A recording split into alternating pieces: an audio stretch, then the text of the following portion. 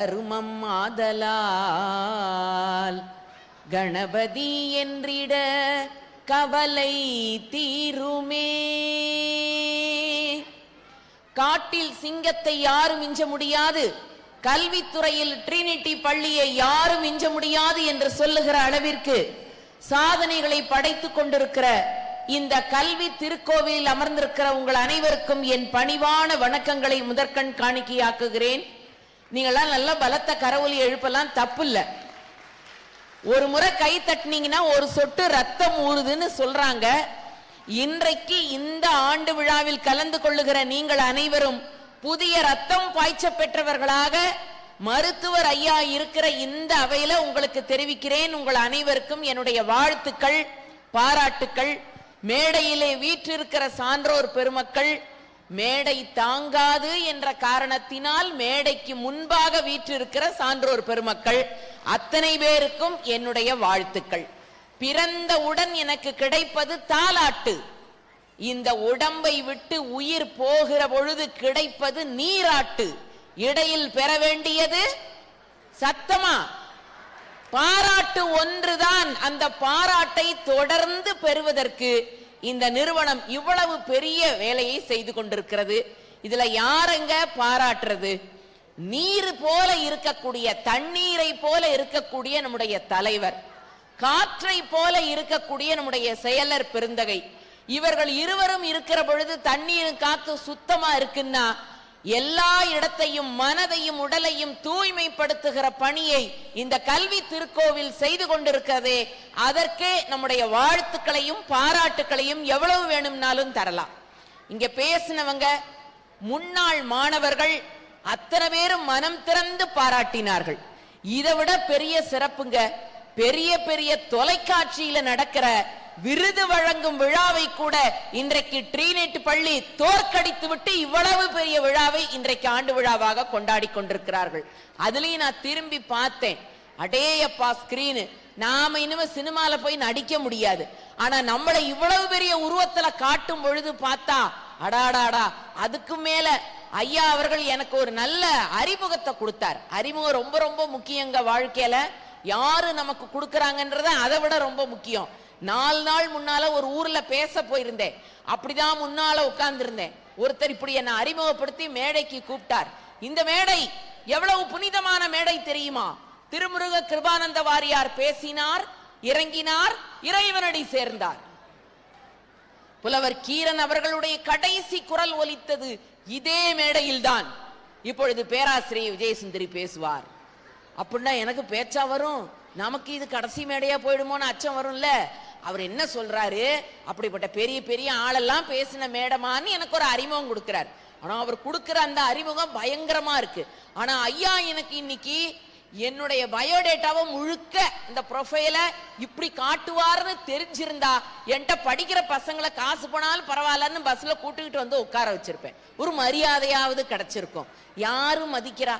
நீங்க சொல்றீங்க ஆசிரியருக்கும் மாணவருக்கும் தட்சிணாமூர்த்திக்கும் அங்கே இருந்த அழகான 4 பேருக்கும் சனாதனருக்கும் கிடைத்தது போல ஒரு உறவு இன்னைக்கு இருக்குதாங்க. அதுவும் இந்த ஆன்லைன் ஒண்ணு வந்த பிறகு ஆசிரியர்களுக்கு இருக்கிற கொஞ்ச நஞ்ச மதிப்பு சுத்தமா போச்சுங்க.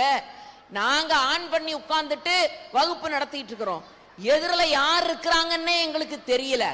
அதான்னு பரவாயில்ல, ஒரு சில பேரு பாட்டிய உட்கார வச்சுட்டு போயிடுறான். இப்ப நான் நடத்துற பாடத்தை பாட்டி கேட்கிறாங்க, நான் கேள்வி கேட்டா பாட்டி லொட்டு லொட்டுன்னு பாக்கு தட்டுற சத்தம் தான் கேக்குது. காலம் மாறுகிறது. ஆன்லைன் வகுப்புகள் வந்த பிறகு ஆசிரியருக்கும் மாணவருக்கும் உறவு இன்றைக்கு சிதைந்து போயிருக்கிறது என்று வருத்தப்படுகிற எங்களுக்கெல்லாம் வளரும் பயிருக்கு வான்மழை வாய்த்தது போல ட்ரினிட்டி பள்ளியிலே இத்தனை மாணவ செல்வங்கள், அதுவும் அவங்க பேசும்பொழுது ஒவ்வொரு ஆசிரியர் பெயரையும் சொல்லி சொல்லி அந்த வகுப்பு அப்படி இருந்தது, அவர் அப்படி பாராட்டினாரு, இவர் இப்படி செய்தாரு என்று சொல்லுகிற பொழுது எந்த இனம் ஆசிரியர்களை குருவை உயர்வாக சொல்லுகிறதோ அது மென்மேலும் வெற்றியை குவித்துக் கொண்டே இருக்கும் என்பதற்கு இந்த ட்ரினிட்டி ஒரு மிகச்சிறந்த சான்றுங்க. இன்னைக்கு நிறைய பெற்றோர்கள் வந்திருக்கீங்க, உண்மையிலுமே உங்களை தான் பாராட்டணும். ஊருக்குள்ள எவ்வளவோ பள்ளிக்கூடம் இருக்குது, ஏங்க அஞ்சல் வழியில் கூட இன்றைக்கு கல்வியை பெற முடியும். ஆனால் ஒழுக்கத்தை இது மாதிரி நிறுவனத்தில் தான் பெற முடியும் என்ற நம்பிக்கை வைத்து இந்த பள்ளியில கொண்டு வந்து சேர்த்தீங்க. இந்த நிகழ்ச்சிக்கு முன்னால அழகான கலை நிகழ்ச்சி, அதுலயும் இந்த ப்ரீ கேஜி எல்கேஜி இந்த குழந்தைங்களுக்கு பயிற்சி கொடுத்திருக்கிறாங்களே, அந்த ஆசிரியர்களுக்கு தனியா நீங்க ஒரு முறை கைத்தட்டல் கொடுக்கணும். நாம நம்ம வீட்டுல ஒத்த பிள்ளைய வச்சுக்க முடியாம எவ்வளவு கஷ்டப்பட்டோம். எப்படா பள்ளிக்கூடம் திறக்கும், எப்படா முடியும் இந்த கொரோனா, கொண்டு போய் பள்ளிக்கூடத்துல கொண்டு போய் தள்ளி விடுறீங்கல்ல. இத்தனை பிள்ளைங்க, அதுவும் இங்க பாக்குறேன், மிஸ் இங்க நின்று ஆடுறாங்க, அதை பார்த்துட்டே இந்த பிள்ளை ஆடுது. அது எவ்வளவு மகிழ்ச்சியா இருக்குது. நம்ம வீட்டுல அப்படி எல்லாம் செய்ய முடியுமா? நான் இந்த காலையில பள்ளிக்கூடத்துக்கு பிள்ளைய அனுப்புறதுக்கு நாம என்ன பாடுபடுறோம். வீட்டுல இருக்கிற எல்லாரும் கம்பு எடுத்துக்கிட்டு ஓடுறாங்க. எங்கடா பாம்பு எதுவும் வந்துருச்சா அதை விரட்ட ஓடுறாங்களான்னு இல்ல, வேன்ல பிள்ளைய ஏத்துறதுக்கு ஊடே ஓடுது. கால சாக்ஸ் தாத்தா ஏத்தி விடுறாரு, சட்டைய அம்மா போட்டு விடுறா, அப்பா டிராயர் போட்டு விடுறா, பாட்டி டை கட்டி விடுறா. அது இன்னொரு பக்கம் பார்த்தா அக்காக்காரி சாதத்தை பிசைஞ்சு பிசைஞ்சு ஊட்டுறாளாம் அவளுக்கு. அந்த புள்ள வாய திறக்க மாட்டேங்குது, பின்னாலேயே ஓடுறா. வாசல்ல ஆட்டோ இருந்துச்சு, அந்த ஆட்டோக்காரரு அடிக்கிறாரு பெல்ல. இந்த அம்மா ஊட்டுற வேகத்துல ஆட்டோ வாயிலே ஊட்டிடுவாங்க போல இருக்கு. அப்படி அவசரப்பட்டு எல்லாமா ஓடி உட்கார வச்ச பிறகு பை அப்படின்னா அவன் ஆய் அப்படிங்கிறான். ஏன்னா அவனுக்கு அந்த நேரம் அதுதான் வருது. அவரை என்ன பண்றது? அப்படி பிள்ளைங்களை ஒத்த பிள்ளைய அனுப்புறதுக்கு நாம இவ்வளவு கஷ்டப்படுறோம். ஆனா இங்க எத்தனை குழந்தைகளை அழகாக அலங்காரப்படுத்தி அந்த இசைக்கு தகுந்தாற் போல அவர்களை நேர்த்தி ஆகுங்க. உண்மையில் சொல்ல போனா டிவியில 16 டேக் எடுத்து போடுறான், ஒரே டேக்ல உச்சத்தை தொட்ட மாணவ செல்வங்களை உருவாக்கி இருக்கிறார்கள்னா நாம எவ்வளவு பாராட்டணுங்க. அத்தனை சிறப்பு இவர்களுக்கு. ஒண்ணு வச்சுக்கங்க, இங்க முன்னால பேசின ஒரு மாணவர் சொன்னாரு, எனக்கு படிக்கலாம் கஷ்டப்பட்டு படிக்க முடியாதுங்க, ஜாலியா படிப்பேன் அப்படின்னு. உண்மைதாங்க. உங்க பிள்ளைக்குள்ள என்ன திறமை இருக்குன்னு உங்களுக்கு தெரியாது. அவன் டாக்டரா வரணும், அவன் இன்ஜினியரா வரணும், அவன் வக்கீலா வரணும், இப்படியெல்லாம் அவன் எப்ப மனுஷனா வரணும்னு யாரும் யோசிக்கிறதே இல்லை. அவன் இப்படியெல்லாம் ஆகணும்னு நினைக்கிறீங்க. ஆனால் அவனுக்குள் இருக்கிற திறமையை, அந்த குழந்தைக்குள் இருக்கிற திறமையை கண்டறிகிற ஒரே திறமையும் ஆற்றலும் பள்ளி ஆசிரியர்களுக்குத்தான் உண்டு என்பதை மறந்து விடாதீர்கள். ஏன்னா பல நேரம் அவன் பள்ளிக்கூடத்துல இருக்கிறான், வீட்டுல இருக்கிற நேரம் ரொம்ப குறைச்சல், அம்மா அப்பாவோட பேசுற நேரம் அதை விட குறைச்சல். அதுவும் இந்த வாலிப வயது வந்துட்டா பையனை கூப்பிட்டு உன் எதிரி யாருன்னா எங்க அப்பன் தான் முத எதிரிங்கிறான். அப்பன் வீட்டுல இருந்தா புள்ள வெளியில போயிடுறான், புள்ள வீட்டுல இருந்தா அப்ப வெளியில போயிடுறாரு. உறவு நிலைகள் இன்னைக்கு அவ்வளவு மோசமா இருக்கு. ஆனா உங்க பிள்ளையினுடைய மனசுல இருக்கிற திறமை என்னன்னு இன்னைக்கு பிள்ளைங்க அருமையா சொன்னார்ல, பாஸ்வேர்டை மாத்திர அளவு குழந்தை வளர்ந்துருக்கிறான். எங்க வீட்டு பக்கத்து வீட்டுல 4 வயசு பிள்ளைங்க, அந்த பிள்ளைய பார்க்கலாம்னு போனேன். குழந்தைய பார்க்க போறோம், வெறுமனை போக வேணாம், காய்ச்ச வேற அடிக்குதுங்கிறாங்க, வெறுமனை போக வேணான்னு ஒரு இனிப்பு பாக்கெட் குலோப் ஜாமுனை வாங்கிட்டு அந்த வீட்டுக்கு போனேன். அவனுக்கு காய்ச்ச, அந்த அம்மா மாத்திரை கொடுக்கறதுக்கு பின்னாலே ஓடுறாங்க. அவன் ஓட, அந்த அம்மா ஓட, அந்த நேரம் நான் போய் அங்க சேர்ந்தேன். அந்த அம்மா என் கையை பிடிச்சி, நீ ஊர் ஊரா பேசுறதெல்லாம் இருக்கட்டும்மா, முதல்ல என் பிள்ளைக்கு இந்த மாத்திரை கொடுக்கறதுக்கு ஏதாவது டெக்னிக் சொல்லுன்னுது. இப்படி யாராவது நம்மளை கேட்டா உடனே நாம பெரிய அறிவாளி மாதிரி யோசிப்போம்ல. உடனே அந்த அம்மாவை கூப்பிட்டு அது கையில இருக்கிற மாத்திரையை வாங்கி கையில இருக்கிற குலோப் ஜாமுன்குள்ள வச்சு அழுத்தி தெரியாம நல்லா உருட்டி அவனை பக்கத்துல கூப்பிட்டு, தம்பி உனக்கு குலோப் ஜாமுன் பிடிக்குமா? பிடிக்க ஆண்டி, இந்தா சாப்பிடு. அவன் வாங்கிட்டு ஒரே சந்தோஷங்க, விடுமுழுக்க ஓடுறான். 5 நிமிஷம் கழிச்சு அவனை கூப்பிட்டேன், குலோப் ஜாமுன் சாப்பிட்டியாடா? சாப்பிட்டேன் ஆண்டி. எப்படிடா இருந்துச்சு? சூப்பரா இருந்தது ஆண்டி, கொட்டைய மட்டும் துப்பிட்டேன் ஆண்டிங்கிறான். போச்சா, அந்த புள்ள வெற்றி பெறுது. ஆனா நான் தோத்துடுறேன். இன்றைக்கு குழந்தைகள் அருமையாக சிந்திக்கிறார்கள். நிறைய அறிவு தொழிற்சாலையை போல அத்தனை பேரும் வருகிறார்கள். யாரு கண்டது? இங்கேயே ஒரு பிரக்யானந்தா இருக்கலாம், இங்கேயே ஒரு குகேஷ் இருக்கலாம். அதை கண்டறிகிற ஆற்றல் இந்த கல்வி நிறுவனத்திற்கு இருக்கு. வீட்டுல வச்சிருந்தா நமக்கு தெரியுமா? யாராவது மதிப்போமா? அந்த பிள்ளை சொன்னா கேட்போமா? கேட்க மாட்டோம். 2வது விஷயம், தயவு செய்து பெற்றோர்களே, உங்கள் குழந்தைகளை இன்னொரு குழந்தையோடு ஒப்பிடாதீர்கள். இதுதான் இன்னைக்கு நான் உங்ககிட்ட கேட்கிற விஷயம். ஏத்த விட்டு பையனை பத்தியா, அடுத்த விட்டு பொண்ணை பத்தியா, அவன் பாத்தியா அவன் எவ்வளவு மார்க் வாங்கியிருக்கா மத்தியா, நீ எவ்வளவுடா வாங்கியிருக்க? டேய், 2 பேரும் ஒரே பள்ளிக்கூடத்துல தானடா படிக்கிறீங்க? ஆமாம்பா. 2 பேரும் ஒரே கிளாஸ் தானடா? ஆமாம்பா. 2 பேருக்கு ஒரே டீச்சர் தானடா? ஆமாம்பா. அப்புறம் ஏன்டா அவன் அவ்வளவு மார்க் வாங்குறான், நீ இவ்வளவு கம்மியா வாங்கிட்டு வர? அவங்க அப்பா வேறப்பா. சொல்றானா இல்லையா பையன்? எதுக்கும் ஒப்பிடுறீங்க? எதை எடுத்தாலும் எத்த விட்ட பாரு, பக்கத்து விட்ட பாரு. உங்க பிள்ளை இடத்தில் என்ன இருக்குது? ஒரு ரோஜாவை ஒரு மல்லிகையோடு ஒரு காலத்திலும் ஒப்பிட முடியாது. ரோஜா ரோஜா தான், மல்லிகைப்பூ மல்லிகைப்பூ தான். ஆனா நாம என்ன செய்யறோம்? எல்லாத்தையும் ஒப்பிட்டு பார்க்கிறோம். ஒப்பிடுகிற வேலையை முதல்ல நிறுத்துங்க. 3வது விஷயம், சூழலுக்கு தகுந்தாற் போல் உங்கள் பிள்ளைகளை வளர்க்க கற்றுக்கொள்ளுங்கள். நீங்க வீட்டிலேயே பொத்தி பொத்தி பொத்தி வச்சிருப்பீங்க, அங்க ஒண்ணு நடக்காது. நாற்றங்காலிலேயே பயிர் இருந்தா அழுகிருங்க. அது வரணும்ல விளைநிலத்துக்கு. உங்க பிள்ளை வளர்ந்து வரணுமா வேணாமா?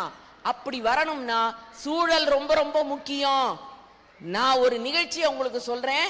நான் வேலைக்கு சேர்ந்த புதுசுல வழக்கமா சொல்றதுதான், வேலைக்கு சேர்ந்த புதுசுல என்னுடைய செயலாளர் கூப்பிட்டு, அம்மா ஒரு நாடகம் போடுங்கன்னாரு. எங்க வகுப்புல தமிழ் இலக்கிய MA படிக்கிறான் பையன். நான் போய் வகுப்பறைய பார்த்தேன். எப்பா 4 நாள் தான் இருக்கு, நாடகம் போட சொல்றாங்க, என்ன நாடகம் போடலான்னு. ஒருத்தன் எழுந்தான், மேடம் இன்னமே வசனம் எல்லாம் உங்களால எழுத முடியாது, ஏற்கனவே எழுதின வசனம் நாடகம் இருக்கு, போடலாமான்னா. போடலாம் தம்பி, எதிரான்னு. பாஞ்சாலி சபதம் அப்படின்னா. அவன் ஏன் அதை அப்ப தேர்ந்தெடுத்தான்? ஏன் மரமண்டலைக்கு ஏறல. அதுல பாஞ்சாலியை அவமானப்படுத்துற காட்சி இருக்கு, அதுக்காக அவன் அதை செலக்ட் பண்ணியிருக்கான். எனக்கு தெரியல. நான் கூப்பிட்டு, ஏண்டா உனக்கு பாரதி மேல அவ்வளவு பற்றுதலான்னு ஒரு வார்த்தை சொன்னான் பாருங்க. ஆமாம் மேடம், ஒரு முடி நரைப்பதற்குள்ளாக தன் வாழ்க்கையே முடித்துக் கொண்டவன் மகாகவி பாரதி. ஏன் தெரியுமா? தன் முடியில் கூட ஒரு வெள்ளையன் ஊடுருவ கூடாதுன்னு நினைச்ச கவிஞன் இல்லையா பாரதினா. அடே அப்பா, உன் சிந்தனை அற்புதமா இருக்குடா, வாடா அப்படின்னு உட்கார வச்சு, சரி பாஞ்சாலி சபதத்துல துரியோதனன் இருக்கிறான், துச்சாதனன் இருக்கிறான், யார் இந்த வேஷம் எல்லாம் போட போறீங்கன்னா ஒரு பையன் எழுந்தான், மேடம் நான் துச்சாதனா நடிக்கிறேன். ஏண்டா உன்னால முடியுமா? என் வேலையே அதுதான். அப்பவாவது எனக்கு புரிஞ்சிருக்கணும், அப்பவும் புரியல. சரி, ஒருத்த முட்டை கண்ண, அவனை கூப்பிட்டு, டே நீதான் கிருஷ்ண பரமாத்மா, மேல உட்கார வச்சிருவோம், உன் கையிலேருந்து சேலையெல்லாம் வளர்ற மாதிரி செட்டப் கொடுத்துருவோம்டான்னு. ஓகே மேடம் தான். இப்ப பாஞ்சாலியா யாரு நடிக்கிறது? எந்த பொண்ணாவது ஒத்துக்குமா? அதனால ஒரு பையன், அவன் கொஞ்சம் அப்படி இப்படி இருந்தான், உங்களுக்கு புரிஞ்சிருக்கும்னு நினைக்கிறேன். அவனை பிடிச்சி, டே நீ தாண்டா பாஞ்சாலியா நடிக்க போற, கவலைப்படாத. 5 சேலை, 5வது சேலை சிவப்பு சேலை வந்ததும் அதான் டேஞ்சர் லைட்டு. அவன் இழுக்கிற மாதிரி பாவனை பண்ணுவான், இழுக்க மாட்டான். அதுக்குள்ள நாங்க ஸ்கிரீனை போட்டு சேலையை கொடுத்து உன்னை காப்பாத்திருவன்டா அப்படின்னு சொல்லிட்டேன். ஓகேன்ட்டாங்க. அடே அப்பா, ஒத்திகையில பசங்க பிச்சு உதறிட்டானுங்க, பிரமாதமா இருந்தது. ஒத்திகையெல்லாம் முடிஞ்சு நாளைக்கு நடக்க போகுது நாடகம். சாயங்காலம் ஒத்திகையெல்லாம் முடிச்சு வீட்டுக்கு போகும் பொழுது இந்த துச்சாதனனா நடிக்கிறானே அவனை பார்த்து, இந்த பாஞ்சாலியா நடிக்கிறானே அந்த பைய அறிவு இருக்குதாடா உனக்குன்னு கேட்டுட்டான். ஏதோ 2 பேத்துக்குள்ள சண்டையில. அதுக்கு அவன் சொல்லி இருக்கிறான், எனக்கு அறிவு இருக்குதா இல்லையாங்கிறத நாளைக்கு சாயங்காலம் 5 மணிக்கு காட்டுறான்டான்ட்டான். இந்த விஷயம் எனக்கு தெரியல. மறுநாள் அரங்கு நிறைந்த காட்சி, இப்படி எல்லா வெளிச்சமெல்லாம் போட்டிருக்குது, எல்லா பெரியவங்களும் முன்வரிசையில் உட்கார்ந்து இருக்கிறாங்க, நாடகம் தொடங்குது, சரியான கட்டம் வருது. இப்ப பாஞ்சாலியை அவமானப்படுத்த போற காட்சியை எப்படி காட்ட போறாங்க? எல்லா நாற்காலியோட நுனிக்கு வந்துட்டாங்க.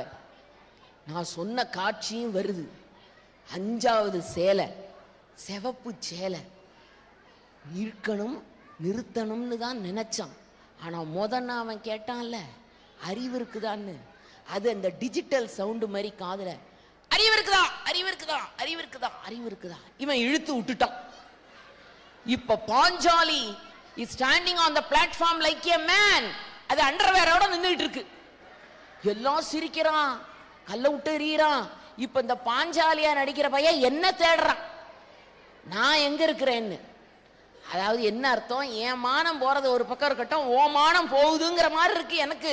நான் ஒரு முழ நீளத்துக்கு வசனம் எழுதி கொடுத்திருக்கிறேன். ஆபத் பாந்தவா, அநாத ரட்சகா, கண்ணா, பரந்தாமா, கோவர்தன கிரியை கொடையாக பிடித்தவனே, இந்த வசனத்தெல்லாம் தூக்கி போட்டாங்க. அந்த பையன் ஒரே வார்த்தை சொன்னான், கண்ணா பறந்தாமா, சேலை கொடுத்து என் மானத்தை காப்பாற்றுவதற்கு பதிலாக பெண்ணாக இருந்த என்னை எப்படி அப்பா ஆணாக மாற்றினாயினா. சத்தியமா இத நான் சொல்லி கொடுக்கல. இந்த களம், அந்த சூழல், அந்த அறிவு, அதுதான் உங்கள் பிள்ளைகளுக்கு தேவை. அதற்கான பயிற்சி தான் இந்த மேடை. ஏதோ ஆண்டு விழா வந்தோம், ஓரமா உட்கார்ந்தோம், கொடுத்ததை சாப்பிட்டோம், கையை தட்டினோம், கொடுத்ததை வாங்கிட்டு போனோம்னு இல்லைங்க. ஒரு அங்குலமாவது உங்கள் பிள்ளை ஒவ்வொரு ஆண்டு விழாவிலும் உயர்ந்திருக்கிறான் என்பதுதான் நமக்கு செய்தி. ஒழுக்கத்தினால் சிறந்த இன்னைக்கு பிள்ளைகள் எங்கேயோ ஒரு போதை கலாச்சாரத்துக்கு போறாங்க. பெரிய பெரிய நகரங்கள்ல பிள்ளைய சேர்க்க முடியல. அந்த பிள்ளைய சேர்த்துட்டு தாய் தந்தை படுகிற பாடு நமக்கு தெரியுது. ஆனால் ஒழுக்கத்தை மையமிட்டு ஒரு நிறுவனத்தை நடத்துகிறார்கள் என்று சொல்லுகிற பொழுது அவர்களை ஊக்குவிக்க வேண்டியது நம் பொறுப்பு. நம் குழந்தைகளின் இடத்தில் இருக்கக்கூடிய திறமை. ஆயிஷா நடராஜன் ஒரு அருமையான எழுத்தாளர். அவர்தான் சொன்னாரு, வீட்டுல சமையல் அறை இருக்குது, சாமி கும்பிட அறை இருக்குது, கழிவறை இருக்குது, படுக்கை அறை இருக்குது, படிப்பறைன்னு ஒண்ணு வச்சு கட்டுறமா இல்ல. ஒவ்வொரு வீட்டிலும் ஒரு அலமாரியவாது வச்சு ஒரு 10 புத்தகங்களை வாங்கி போடுங்க. அதை படிக்கதற்குரிய காலத்தையும் சூழலையும் பிள்ளைக்கு ஏற்படுத்தி கொடுங்க. உங்க பிள்ளை படிச்சு தான் என்ன ஆகணுங்கிறத அவ முடிவு பண்ணுவான். அது நம்ம கையில இல்ல. அதனாலதான் நீங்க சொன்னார்கள், என்ன கொண்டு வந்து கம்ப்யூட்டர் சயின்ஸ்ல சேர்க்கிறீங்க, என்ன கொண்டு வந்து பிபிஏன்னு சேர்க்கிறீங்க, எம்பிஏன்னு சேர்க்கிறீங்க. ஆனால் அவரவர்களுக்குரிய களம் வாய்க்கிற பொழுது பெரிய சாதனைகளை அவர்கள் செய்கிறார்கள்.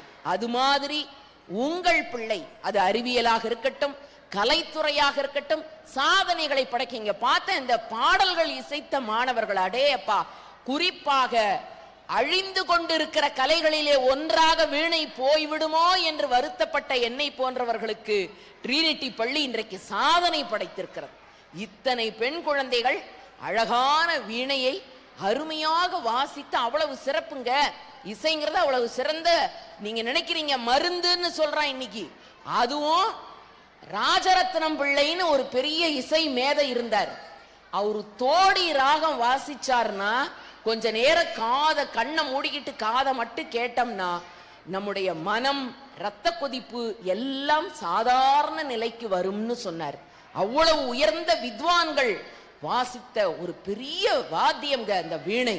அதனால அந்த வீணையை எடுத்து அந்த குழந்தைகள் வாசித்த பொழுது உண்மையில் நான் பாராட்டுகிறேன்.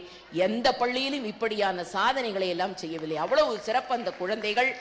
ஏன்னு சொன்னா அவர் தான் சொல்லுவாராம், அந்த தோடி ராகம் வாசிக்கிறத அவ்வளவு சிறந்தவர். அவர் ஒரு கச்சேரியில வாசிச்சுக்கிட்டே இருந்தாராம். ஊர்லயே ஒரு பெரிய பணக்காரரு, கையில 10 விரல்லையும் மோதிரம், பட்டு வேஷ்டி, கடுக்கன், வாயில வெத்தலை, பக்கத்துல வெள்ளி வெத்தலை பெட்டி, ஒரு 10 ஆளு எல்லாத்தோடையும் வந்து உட்கார்ந்தார். உட்கார்ந்துட்டு அவரை பார்த்து சொன்னாராம், எங்க அந்த தோடி ராகத்தை கொஞ்சம் வாசிங்களேன்னு. இவ்வளவு நேரம் அவர் வாசிச்சது அதுதான்.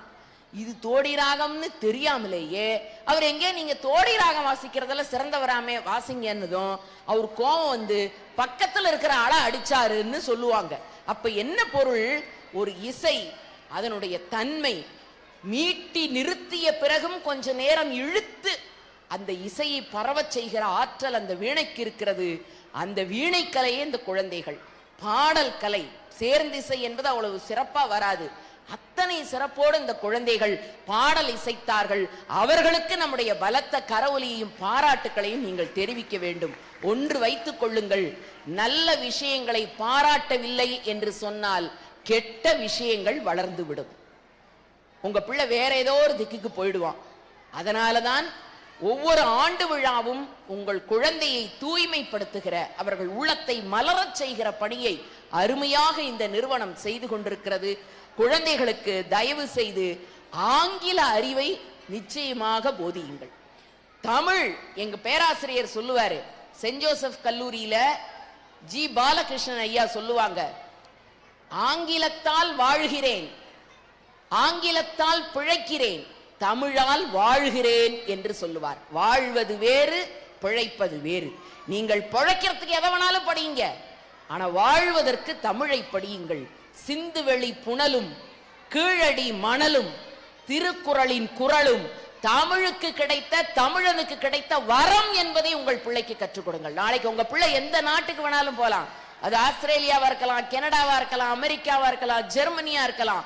எங்கு போனாலும் நான் தமிழன், நான் படித்த நிறுவனம் ட்ரினிட்டி, ஒரு காலத்திலும் நான் ஒழுங்கீனமான செயல்களை செய்ய மாட்டேன் என்று உங்கள் பிள்ளைக்கு ஒவ்வொரு நாளும் அந்த உணர்வை கொடுங்கள். அந்த உணர்வை கொடுப்பதற்குத்தான் இப்படிப்பட்ட நிறுவனங்கள், இது மாதிரியான அமைப்புகள், இந்த மாதிரியான நிகழ்ச்சிகள், வாய்ப்புகள் அத்தனையும் கொட்டி தருகிற இந்த நிர்வாகத்திற்கு என்னுடைய நெஞ்சார்ந்த வாழ்த்துக்களையும் நன்றியையும் தெரிவித்துக் கொள்கிறேன். இந்த சூழலிலும் ஒரு பக்கம் கலை நிகழ்ச்சி, ஒரு பக்கம் பரிசு குவியல், இரவு வீட்டுக்கு போகணும், இவ்வளவு இருந்தாலும் இவ்வளவு நேரம் அருமையாக கேட்ட உங்களுக்கு என்னுடைய நன்றியை காணிக்கையாக்குகிறேன். என்ன பேச்சுங்கிறதும் ஒரு அருமையான கலை. இங்கே நிகழ்ச்சி தொகுத்து வழங்கி கொண்டிருக்கிற மாணவ செல்வங்கள், அவர்களுக்கெல்லாம் ஒரு முறை, அவர்கள் முகமே உங்களுக்கு தெரியாது, குரல் மட்டும்தான் உங்களுக்கு தெரியும். ஆனா ஒவ்வொருவரும் அழகான உச்சரிப்பு, உச்சரிப்பு ரொம்ப முக்கியங்க. அது எந்த மொழியா இருந்தாலும் சரி. ஒரு வகுப்புல ஆசிரியர் எலக்ட்ரிசிட்டிங்கிறாரு, பையன் எலக்ட்ரிக் குட்டிங்கிறான். ஏண்டான்னா அவனுக்கு சி வராதான். ஏண்டா உங்க அண்ணன் எத்தனாவதுரா படிக்கிறான்? அவன் 11th ஸ்டாண்டர்ட் படிக்கிறான். போய் கூட்டு வாடா அவனா. அவன் சொல்றான், சார் தயவு செஞ்சு சொல்லாதீங்க சார், அவன் கெப்பா குட்டியே அவ்வளவுதான் சார்ங்கிறாரு. அவனுக்கு சி வரல. ஒரே கோபம். பெற்றோர் கூட்டம் நாளைக்கு அம்மா அப்பாவை கூட்டுவாங்கடா. அப்பா சொல்றாரு, தயவு செஞ்சு எங்க குடும்பத்துக்கு சி வராதுங்கிறத பப்ளிக் குட்டி பண்ணிடாதீங்க சார் அப்படிங்கிறாரு. உச்சரிப்பு முக்கியம். அழகான ஆங்கிலத்திலும் அருமையான தமிழிலும் உச்சரிக்கிற இந்த மாணவ செல்வங்கள், அவர்களை நிறைவுபடுத்தி இருக்கிற பேராசிரியர்கள், அவர்களுக்கும் நம்முடைய பாராட்டுக்களை தெரிவிக்கிறேன். வெற்றி மீது வெற்றி வந்து உங்களை சேர வேண்டும், வாங்கி தந்த பெருமையெல்லாம் ட்ரினிட்டியை சார வேண்டும் என்று கேட்டுக்கொண்டு இவ்வளவு நேரம் அமைதியாக கேட்டீர்கள். பேசுவது கலை, கேட்டார் பிணிக்கும் தகையவாய், கேளாரும் வேட்ப மொழிவதாம் சொல் என்று சொன்னார் இல்லையா வள்ளுவர். செல்வத்துள் செல்வம் செவிச்செல்வம், அச்செல்வம் செல்வத்துளெல்லாம் தலை. அந்த திருக்குறள்ல எத்தனை முறை செல்வம்னு ஒரு நிமிஷம் யோசிச்சு பாருங்க. எத்தனை செல்வம் இருக்கு? செல்வத்துள் செல்வம், செவிச்செல்வம், அச்செல்வம், செல்வத்துள் எல்லாம் தலை. அப்படின்னா என்ன பொருள்னா, 5 புலன்களாலே பெறுகிற செல்வத்திலே தலையாய செல்வம் செவிச்செல்வம் என்று சொன்னார்கள். சாப்பிட்ட சாப்பாடு 3 மணி நேரம் ஆனா ஜெரிமானமாகி எங்க போகுதுன்னு தெரியாது. ஆனால் இந்த மேடையிலே சொல்லுகிற அனுபவ உரைகள் உங்கள் நெஞ்சத்திலே தங்கினால் ஆயுள் முழுவதும் அது உங்களுக்கு மிகப்பெரிய வழிகாட்டியாக வரும் என்ற காரணத்தினால் நல்ல கலைகளை கற்றுக்கொள்ளுங்கள், நல்ல ஒழுக்கங்களை கற்றுக்கொள்ளுங்கள். வெற்றி உங்களை வந்து சார வேண்டும். கேட்டார் பிணிக்கும் தகையவாய், கேட்கிறவங்களை கட்டி போடுற மாதிரி பேசுகிற ஆற்றலை கற்றுக்கொள்ளுங்கள். ஒரு ஊர்ல பேச்சாளரை கட்டி போட்டாங்க. ஏன்னா இன்னமே எந்த ஊர்லயும் போய் நீ இப்படி பேசக்கூடாது அப்படின்னு. அப்படி அல்லாமல் நல்ல செய்திகளை விதைக்கிறோம். விதைக்கிற விதைகள் எல்லாமே விருட்சமாவதில்லை.